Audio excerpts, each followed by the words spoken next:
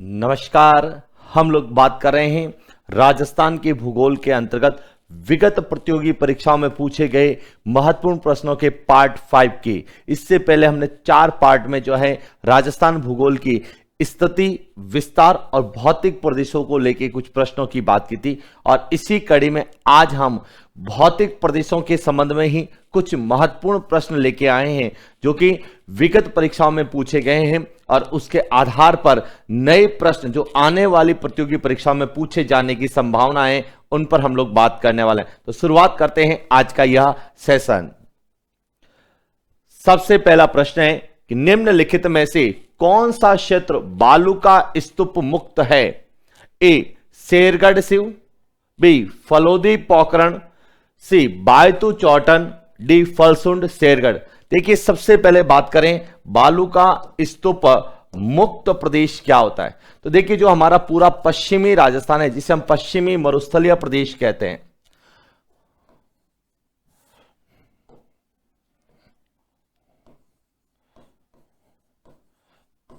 पश्चिमी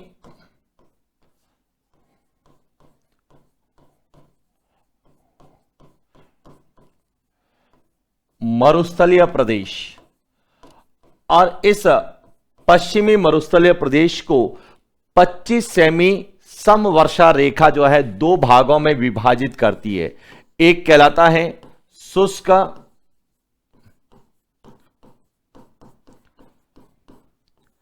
रेतीला मैदान, और दूसरा है वह है अर्ध शुष्क प्रदेश।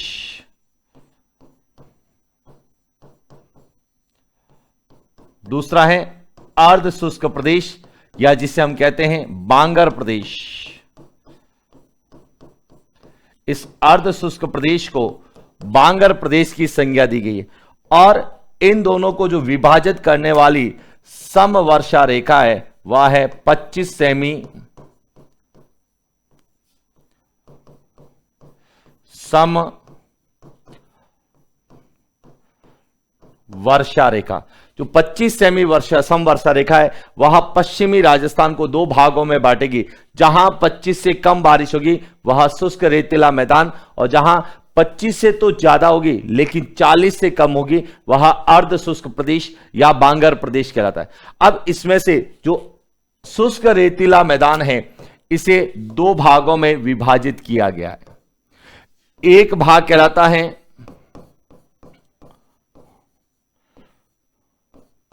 बालू का स्तूप युक्त। बालू का स्तूप युक्त का मतलब है जहां रेत के जो है सेंट्स पाए जाते हैं, बालू का स्तूप पाए जाते हैं, धोरे पाए जाते हैं। और दूसरा कहलाएगा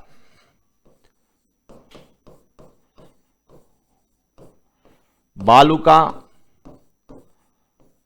स्तूप मुक्त प्रदेश। अब देखिए, जो बालू का स्तूप युक्त प्रदेश है यह 58.50% है, और मुक्त यह 41.50% है। यह भी कई बार परीक्षा में पूछा गया है कि राजस्थान में बालू का स्तूप मुक्त प्रदेश कितना है, तो 41.50%। अब जो बालू का स्तूप युक्त प्रदेश आता है इसके अंतर्गत आते हैं एक तो इर्ग, और दूसरा इसके अंतर्गत है बालू का स्तूप। इर्ग और बालू का स्तूप। जो बालू का स्तूप मुक्त है इसके अंतर्गत एक तो आता है हमादा और दूसरा आता है रेग। और जो हमादा का भाग है वह बालू का स्तूप मुक्त के अंतर्गत आता है। और जो अर्ध शुष्क प्रदेश है इसको भी 4 भागों में बांटा गया है। एक कहलाता है गग्गर प्रदेश, दूसरा शेखावाटी प्रदेश, तीसरा कहलाता है इसमें नागौरी उच्च भूमि, और चौथा कहलाता है गोडवाड़ प्रदेश। इस तरह से पश्चिमी मरुस्थलीय प्रदेश का विभाजन उपविभाग और उनका सब डिवीजन में किया गया है। अब प्रश्न हमें पूछा गया था कि राजस्थान में कौन सा बालू का स्तूप मुक्त है। तो देखिए, बालू का स्तूप मुक्त के अंतर्गत आता है हमादा। और जो हमादा है इसका विस्तार की बात करें तो हमादा का जो विस्तार है वह इस तरह से त्रिभुज के आकार का है। कहां से शुरू होता है? फलोदी, फलोदी से पोकरण और पोकरण से लगाकर बालोतरा। यह जो पूरा क्षेत्र है यह चट्टानी मरुस्थल है। कैसा मरुस्थल है? चट्टानी या पथरीला मरुस्थल है। और जो चट्टानी या पथरीला मरुस्थल होता है उसमें बालू का स्तूप नहीं पाए जाते हैं, यानी कि बालू का स्तूप मुक्त प्रदेश होता है। इसका सही उत्तर है बी, फलोदी से पोकरण जो है यह बालू का स्तूप मुक्त है। क्यों है? क्योंकि यह किसका भाग है? हमादा का भाग है। और जो हमादा का भाग है वह पथरीला मरुस्थल होता है या जिसे हम कहते हैं चट्टानी मरुस्थल होता है।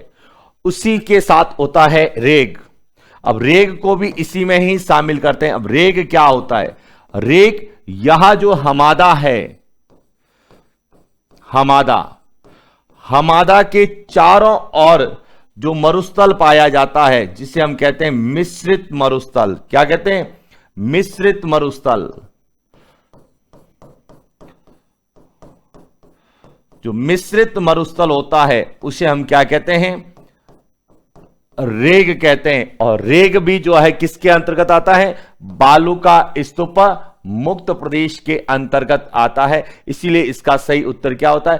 फलोदी पोकरण। यानी कि यह प्रश्न आपको पश्चिमी मरुस्थलीय प्रदेश के वर्गीकरण से पूछा गया है। और वर्गीकरण के अंतर्गत जो बालू का स्तूप मुक्त है उसमें हमादा और रेग को पूछा गया है। और जो बालू का स्तूप युक्त जहां सैंडविच पाए जाते हैं, बालू का स्तूप या धोरे पाए जाते हैं, उन्हें हम इर्ग के नाम से जानते हैं। और राजस्थान में 8 प्रकार के बालू का स्तूप पाए जाते हैं। तो यह अच्छे से आपको क्लियर हो चुका होगा। और यह पूरा वर्गीकरण हमें कई बार उप विभागों में पूछा जाता है। तो बात करते हैं अगले प्रश्न की। निम्नलिखित में से बाप बोल्डर्स संबंधित है? ए जैसलमेर, बी बीकानेर, सी बाड़मेर, डी जोधपुर। अब देखिए, बाप बोल्डर्स क्या? तो बाप एक स्थान का नाम है जो कि राजस्थान के किस जिले में है? जोधपुर में। इसीलिए बाप बोल्डर्स का संबंध किससे है? सही उत्तर है डी, जोधपुर। लेकिन बाप बोल्डर क्या है यह भी हमें पता होना चाहिए। तो समझते हैं बाप बोल्डर। तो हम जब पृथ्वी की भू समय सारणी की बात करते हैं, पृथ्वी की भू समय सारणी, अब पृथ्वी की भू समय सारणी में सबसे पहला आता है आद्य महाकल्प, जिसे हम कहते हैं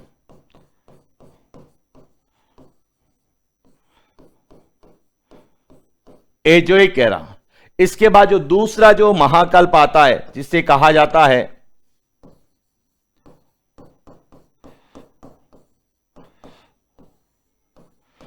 पुराजीवी महाकल्प, यानी कि पेलियोजोइक एरा।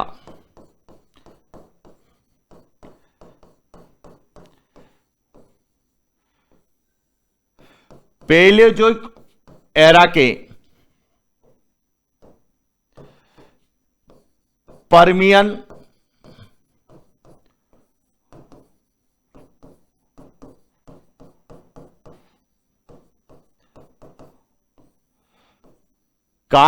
कार्बेनिफेरस युग, यानी कि पुराजीवी महाकल्प जिसे हम पेलियोजोइक एरा कहते हैं, इसके पर्मियन कार्बेनिफेरस युग के अंतर्गत पृथ्वी के तापमान में क्या हुई? गिरावट। और पृथ्वी के तापमान में गिरावट के कारण जो है जो समुद्री जल था वह किस में कन्वर्ट हो गया? वह बर्फ में कन्वर्ट हो गया, यानी कि हिमनद ग्लेशियर हिमानी बन गए। और इस पर्मियन कार्बेनिफेरस युग में हिमानीकृत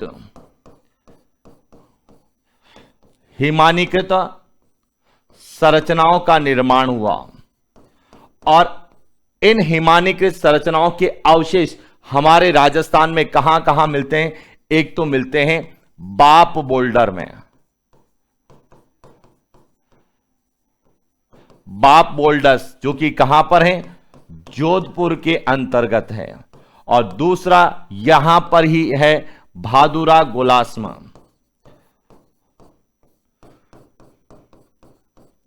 भादुरा गोलासमा यह भी राजस्थान के जोधपुर में है, और यह दोनों ही क्षेत्र हिमानीकृत संरचना यानी कि बर्फ से निर्मित हिमनद ग्लेशियर से निर्मित संरचनाओं के अवशेष के रूप में जाने जाते हैं, जिससे हम बाप बोल्डर या भादुरा गुलाब कहते हैं। और दोनों का संबंध किस जिले से है, तो इसका सही उत्तर है जोधपुर। यदि हम जैसलमेर की बात करें तो जैसलमेर के आकल गांव से हमें जुरेशिक कालीन प्राकृतिक वनस्पति के अवशेष मिले हैं। और बीकानेर और बाड़मेर की बात करें तो यहां पर जो टर्सरी कालीन औषधि चट्टानें, उनमें जो है लिग्नाइट कोयले के क्या मिलते हैं, भंडार मिलते हैं। यह भी हमें पता होना चाहिए कि जो जैसलमेर है, जैसलमेर में लाठी सीरीज, लाठी सीरीज के अंतर्गत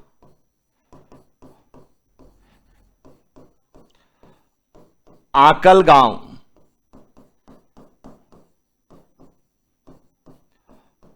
जीवाश्म जो पार्क है, इस आकल गांव जीवाश्म पार्क से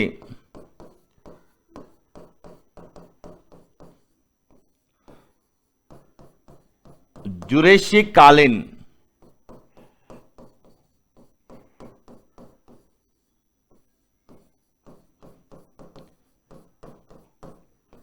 प्राकृतिक वनस्पति के अवशेष मिले हैं। और यदि हम बात करें बाड़मेर,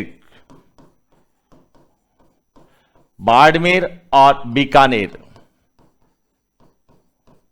यहां पर जो है टर्सरी कालीन,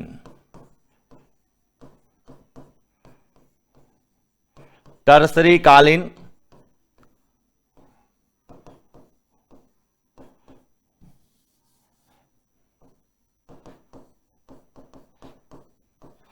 औषधि चट्टानें पाई जाती है।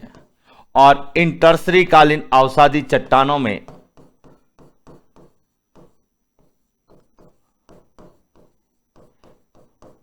लिग्नाइट कोयले के भंडार है। तो आपसे पूछा जा सकता है कि राजस्थान में लिग्नाइट कोयले के भंडार कौन सी चट्टानों में पाए जाते हैं, तो टर्सरी कालीन औषधि चट्टानों में। और लिग्नाइट कोयले के भंडार राजस्थान में बाड़मेर, बीकानेर और नागौर 3 जिलों में। वहीं पर जैसलमेर के लाठी सीरीज में जो आकल गांव जीवाश्म पार्क है, जिसे हम राष्ट्रीय जीवाश्म पार्क या नेशनल फॉसिल पार्क के नाम से हम लोग जानते हैं, यह राष्ट्रीय मरु उद्यान जैसलमेर के अंतर्गत आता है। वहां से जुरेशिक कालीन प्राकृतिक वनस्पति के अवशेष मिले हैं। बात करते हैं अगले प्रश्न की। निम्नलिखित में से कौन सा क्षेत्र गोडवाड़ प्रदेश में आता है? ए 56 की पहाड़ियां, बी 56 का मैदान, सी डांग प्रदेश, डी विंध्य कगार क्षेत्र। देखिए गोडवाड़ प्रदेश, सबसे पहले तो आपको यह पता होना चाहिए गोडवाड़ प्रदेश क्या है। तो गोडवाड़ जो प्रदेश है,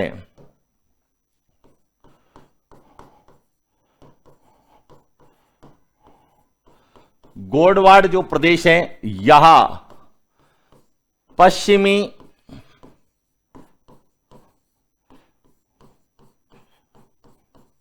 मरुस्थलीय जो प्रदेश है, पश्चिमी मरुस्थलीय प्रदेश, इस पश्चिमी मरुस्थलीय प्रदेश के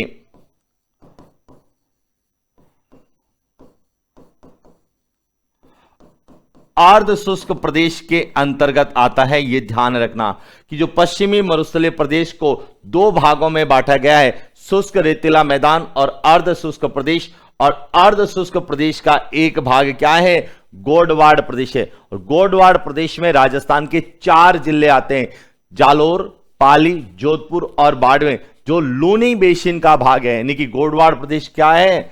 लूनी बेसिन।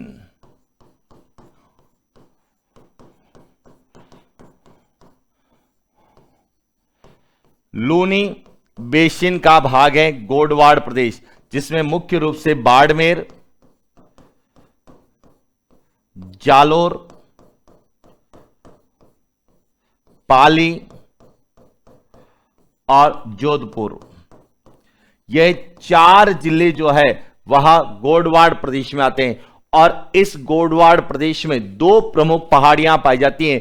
एक तो कहलाती है 56 की पहाड़ियां, जो कि कहां पर है, बाड़मेर में।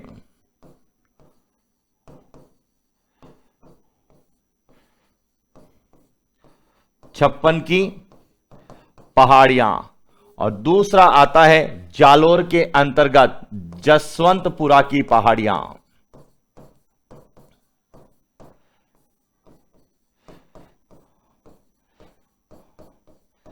जसवंतपुरा की पहाड़ियां हैं। तो निम्नलिखित में से कौन सा क्षेत्र गोडवाड़ प्रदेश में आता है? इसका सही उत्तर है ए, 56 की पहाड़ियां। यहां गोडवाड़ प्रदेश के अंतर्गत किस जिले में है? बाड़मेर जिले में। अब ये 56 की पहाड़ियां है क्या, हम इस पर भी बात करते हैं। तो देखिए 56 की पहाड़ियों की बात करें,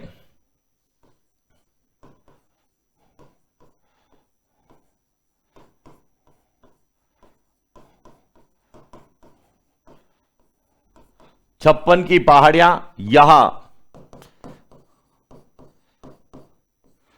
सिवाना से लेकर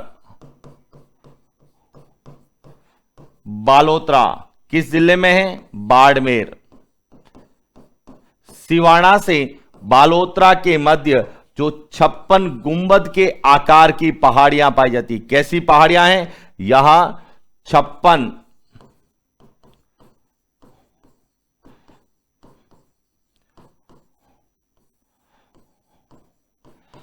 गुंबदाकार पहाड़ियां हैं। इन 56 गुंबदाकार पहाड़ियों को संयुक्त रूप से 56 की पहाड़ियों के नाम से जाना जाता है। तो ये ध्यान रखना, 56 की पहाड़ियां किस जिले में है? बाड़मेर के अंतर्गत आती है। इसके बाद ऑप्शन में यदि हम बात करें तो 3 ऑप्शन और है, 56 का मैदान, डांग प्रदेश और विंध्य कगार क्षेत्र। अब इन्हें भी समझना कि 56 का मैदान क्या है।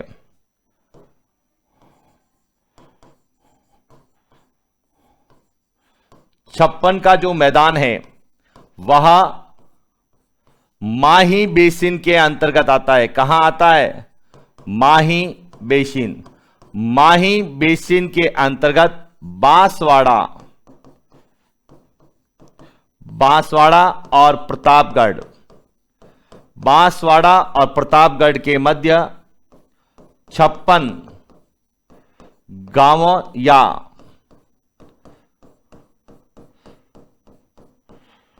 नदी नालों का समूह, 56 गांवों और नदी नालों का जो समूह है उसे संयुक्त रूप से क्या कहा जाता है? 56 का मैदान, जो कि कहां आता है? बांसवाड़ा और प्रतापगढ़, माही बेसिन में आता है। जबकि 56 की पहाड़ियां कहां आती हैं? बाड़मेर के अंतर्गत आती है। इसके बाद एक और है डांग प्रदेश।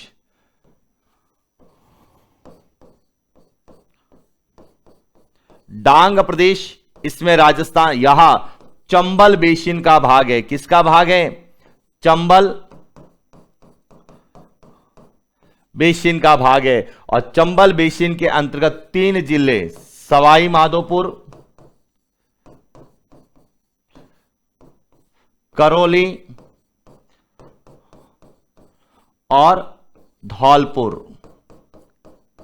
कि चंबल बेसिन में जो सवाई माधोपुर, करौली और धौलपुर है, यहां पर जो घने जंगल पाए जाते हैं, क्या पाए जाते हैं? घने जंगल। इन घने जंगल को क्या कहते हैं? बीहड़ कहते हैं। क्या कहते हैं? बीहड़। और इन बीहड़ में जहां जहां दस्यु क्या निवास करते हैं? दस्यु। या जहां डाकू निवास करते हैं उस क्षेत्र को क्या नाम दिया गया है? डांग प्रदेश। तो जो डांग प्रदेश है वह चंबल बेसिन का भाग है, जो कि राजस्थान के 3 जिलों में है, सवाई माधोपुर, करौली और धौलपुर। और यह दस्यु डाकू प्रभावित क्षेत्र के अंतर्गत आता है। और इसके बाद चौथा था विंध्य कगार क्षेत्र। अब विंध्य कगार क्षेत्र है या हाड़ौती के पठार का भाग है। जब हम हाड़ौती के पठार को दो भागों में बांटते हैं तो उत्तरी भाग कहलाता है विंध्य कगार क्षेत्र और दक्षिणी भाग जो है वह दक्कन का पठार कहलाता है। अगला प्रश्न, बिलाली व सिरावास श्रेणियां स्थित है। ए उत्तरी अरावली, बी पश्चिमी अरावली, सी दक्षिणी अरावली और डी मध्य अरावली। देखिए सबसे पहले तो बिलाली और सिरावास श्रेणियां कहां पर स्थित है या चोटियां कहां पर है तो समझना।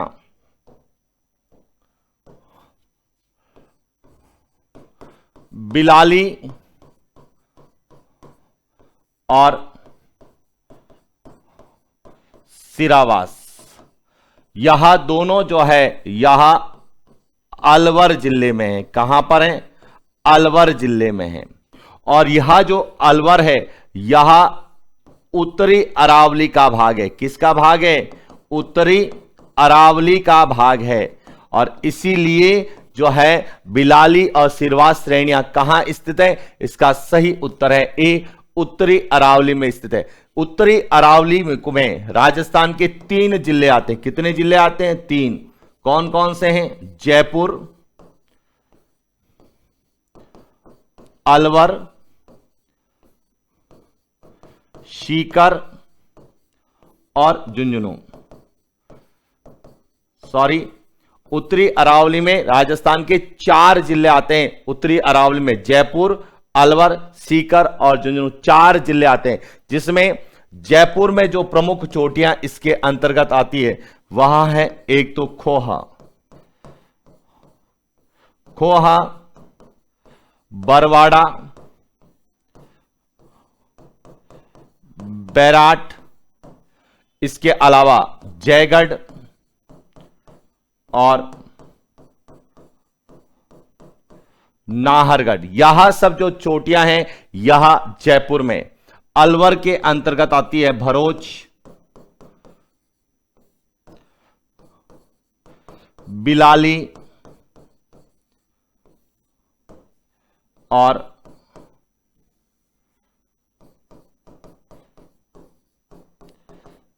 सिरवास, भानगढ़। यह जो है अलवर के अंतर्गत आती है। सीकर के अंतर्गत है रघुनाथगढ़ और झुंझुनू के अंतर्गत आती है बाबा। यहां से सभी जो है उत्तरी अरावली का विस्तार जो 4 जिलों में, इन 4 जिलों की प्रमुख चोटियां हैं। और बिलाली और सिरावास श्रेणियां या चोटियां यह उत्तरी अरावली में। पश्चिम अरावली राजस्थान में नहीं है, क्योंकि अरावली का ऊंचाई के आधार पर 3 भागों में बांटा गया है। उत्तरी अरावली, मध्य अरावली और दक्षिण अरावली में राजस्थान के 3 जिले आते हैं। कितने जिले आते हैं? 3 जिले आते हैं। कौन कौन से हैं? एक तो है सिरोही, दूसरा है राजसमंद और तीसरा है उदयपुर। यह 3 जिले जो है यह दक्षिण अरावली का भाग है। और मध्य अरावली की बात करें तो मध्य अरावली में राजस्थान का एकमात्र जिला आता है। वह कौन सा है? अजमेर है। तो मध्य अरावली का विस्तार केवल अजमेर जिले में है। तो बात करते हैं अगले प्रश्न की। बहुत अच्छे से आपको यह प्रश्न समझ में आ रहे होंगे कि किस तरह से प्रश्न हमें एग्जाम में पूछे जा रहे हैं।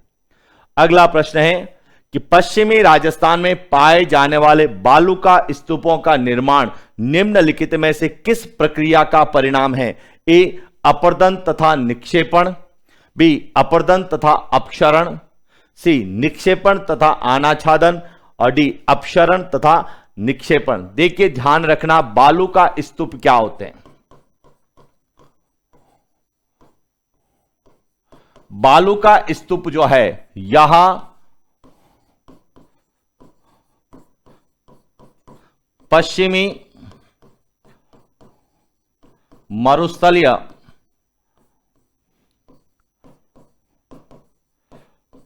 प्रदेश में बालू, रेत से निर्मित लहरदार संरचना है। बालू रेत से, यानी कि इस तरह से बालू रेत जो है यहां जमा हुई है और लहरदार संरचनाएं बनी है।